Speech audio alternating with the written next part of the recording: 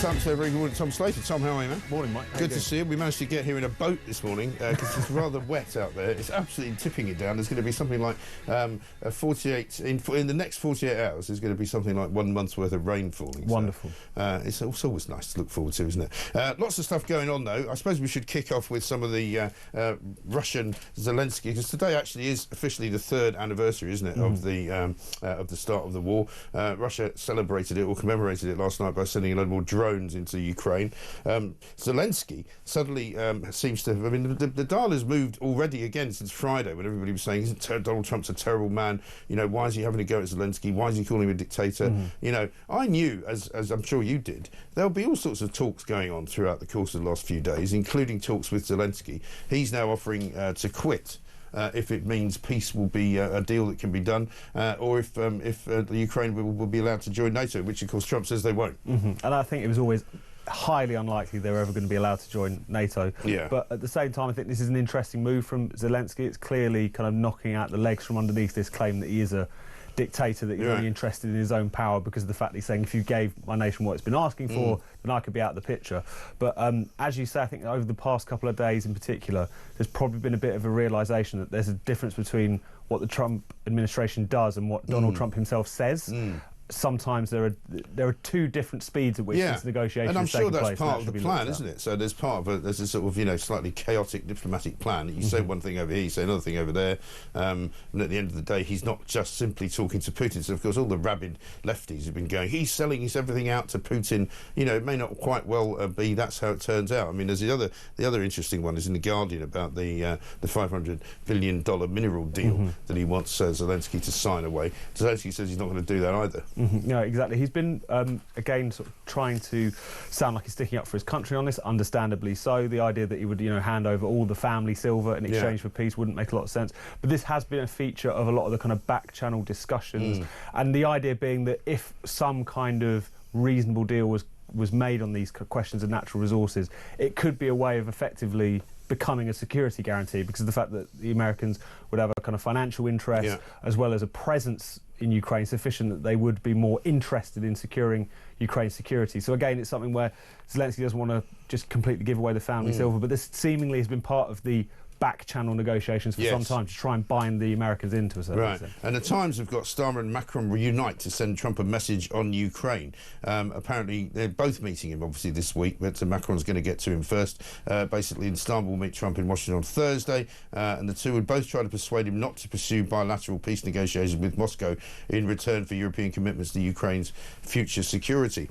I read a piece at the weekend, I think, in the Times, where they was proposing, you know, the way around this could be some kind of new, you know, sort of cross-country scenario where you include Britain, the US and Ukraine, and then the US later gets sort of, you know, it's something called, how would they say it would be done? Fracas, I think. So France, UK, and or France, Ukraine, and the US. They love an acronym, don't they? They do love that. It was a sort of idea that came from a think tank, but it was like, you know, there is going to have to be some kind of demarcation line, isn't there, between what happens in America, what happens in Ukraine, what happens in Europe.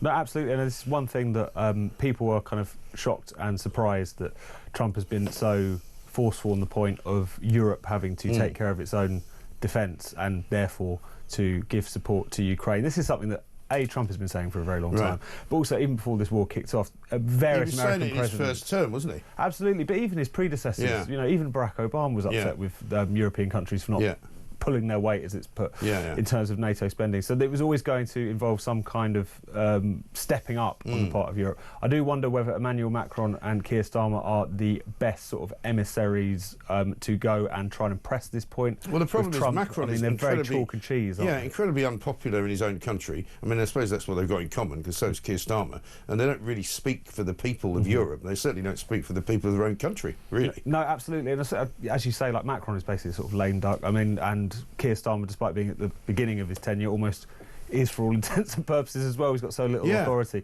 But maybe all of that kind of kissing up, which has been going on, particularly on Starmer's part will give them that little bit of leeway to try and I mean, it's very argue. funny watching, isn't it, these days, any kind of government politician on any media, because whenever they get asked about Donald Trump, you can visibly see them sort of stiffening, because they want to say, he's ghastly, he's horrible, he's a racist, he's a white supremacist, you know, he's a misogynist, he attacks women. And here's what Bridget Phillipson did when she was asked about him. Check this out. Will you be looking forward to a state visit by Mr. Trump and, you know, speak to both houses of Parliament? Will you be, you know, looking forward to that occasion? Well, of course, you're inviting me to comment on matters that are, of course, for the King and for the royal family. But I, of course, would always welcome the visit of the US President to this country, because the ties that endure between our two nations are so incredibly important. Yeah, very well rehearsed, Bridget. You can see that she absolutely hates every second of having to say that. And they're all, of course, now. I mean, even Sadiq Khan has apparently said that he's very happy to welcome Donald Trump to London. I mean, it's pathetic, isn't it? I mean, these people are such hypocrites. I know, it's embarrassing. And I think it was also embarrassing that when they were in opposition, when they were trying to pretend that they were going to be a serious party of government, that they engaged in this kind of student politics condemnation of Trump. At the end of the day, he was the US president. He was very likely to become the US president again. The fact that half the cabinet were running around comparing him to Adolf Hitler was always going to come back to bite him. Well, yesterday, some of the stuff on the BBC was hilarious yesterday. Laura Kunsberg had Stephen Fry on as one of her panellists to talk about it all. And he was absolutely convinced that Donald Trump was a fascist, very concerned about the fact that, you know, that fascism was taking over the world, but he did concede that even though the world was becoming a dangerous place, as a pacifist, he thought we should spend more money on defence. I mean, these people are completely and utterly without any sort of self-awareness at all. No, absolutely. I mean, everyone just... They were making out, it was like, you know, and then they had this is when you know The Economist has been lost forever to the lefties. A woman with a ludicrous name, 3 names, in fact, who's been editor of it for a while. They both agreed that this was not like, you know, Love Actually, this was more like Goodfellas. And that, you know, they're running the American government like a bunch of gangsters. I mean, if they actually ran into proper fascists or real gangsters, then maybe they'd have a point. I mean, maybe that's why they're so easy with the comparison. But, you know, whenever a democratic vote doesn't go liberal left people's way, they just start muttering darkly about the 1930s. It's kind of insulting, it is really, kind I think, of to history after a certain point. Sad in a way. I know, and it just makes them. It makes it so clear that they're just not really like built for this era. They don't recognise how the world has changed. It's not because we're reverting back to some kind of fascistic mid-20th century. It's new things are happening. There's challenges within that. There's things that are going to be positive as well as negative, but at the same time, they just got to drop Also, this. people are getting fed up with all of this, you know, woke ideology. You know, we've got Elon Musk absolutely terrifying people in America by asking them to justify what they've done in the last week in their job. And they're all going, it's outrageous, you know, it's disgusting, it's fascist behaviour. Well, no, it's not actually. You know, you work for us, as it were. If you work, I mean, I wish somebody would do it here. You know, go into the civil service and walk through every single department and go, would you please send us an email by Monday, 5 o'clock, telling us what you did last week. And if you don't want to do that, then you can be considered to have resigned. I think it's a great idea. No, and if it's interesting as well how like even the Labour government is starting to flirt with this a little bit. There's that kind of office for value for money, which Rachel Reeves, which turns out to not value for money at all. Exactly. Funny enough. Was it like run by the bloke who ran HS2 or something? It's almost like this government's been run by a kind of right-wing newspaper satirist sometimes. But the thing is, no government is in favour of wasting money, at least on paper. But they still feel the need, whatever the Trump administration does in particular, has to be the worst thing that's ever happened, even if it's relatively obvious what it is they're trying to achieve. Right. And let's look at what Germany's done, because overnight, of course, the vote came in. Friedrich Merz is supposed to become Germany's next chancellor. The single biggest party, the CDU, right-wing Christian Democratic Union Party, with 29%. The AfD, though, a very big story, who are considered far... I don't really like to use the term far-right. You know, I'm just going to call them a right-wing party. I don't think they're particularly far-right. 19.5% for them. So they're the second biggest party. Of course, all their detractors, like Alistair Campbell and Guy Verhofstadt, were all going yesterday, you know, 4 out of 5 people in Germany didn't vote for them. Well, that's not really how you add up, you know, psephological points, is it? They're the second biggest party, and they should now form a coalition with the CDU, except they're saying they won't do it. I mean, it's one of those parties where... would you call them far-right? Well, I think the thing is, you just use a phrase like far-right and you invoke kind of extreme Nazis, that's what I think. I'm not comfortable with that phrase at all. There is plenty to dislike about the AfD. There's plenty of obnoxious characters, you know, politicians that they've had who engage in kind of really hard right kind of trolling, some extreme policies, what have you. But I don't think that 20% of the German public would vote for a kind of neo-Nazi party. I think what's happened is they've got very frustrated with the mainstream parties. A lot of young people have voted for them as well, which is interesting. Exactly, and what I think is telling is the fact that they don't trust the mainstream parties to deliver on issues that really concern them, particularly migration. I mean, this election campaign happened against a backdrop of, what, 4, 5, 6 attacks mounted by asylum seekers. One of them only on Friday, I think, wasn't it? Absolutely, at the Berlin Holocaust Memorial. Yeah. The individual in question, they believe he would plan to kill Jews specifically, a Syrian national. So clearly they feel like the mainstream aren't listening to them, and they're willing to roll the dice on these quite obnoxious politicians to the right to make their presence felt. That doesn't mean the country has fallen to the far right. And the more that the mainstream refuses to listen to those concerns, they can't turn around and be surprised when those parties of the right continue and to do Donald well. Trump has congratulated the Conservative Party in Germany, which is more or less the centre-right party, Christian Democratic Union, saying, like the USA, the people of Germany got tired of the no common sense agenda, especially on energy and immigration.